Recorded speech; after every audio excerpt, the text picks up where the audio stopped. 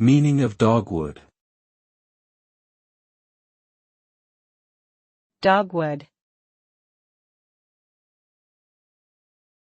Dogwood. Dogwood. Dogwood.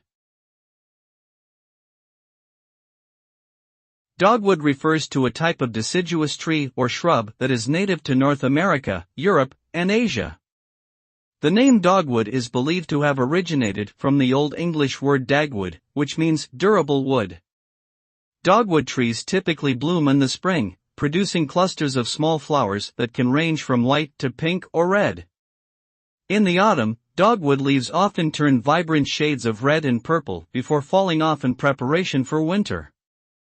Some species of dogwood are also prized for their hard, dense wood, which is used in various forms of construction and woodworking.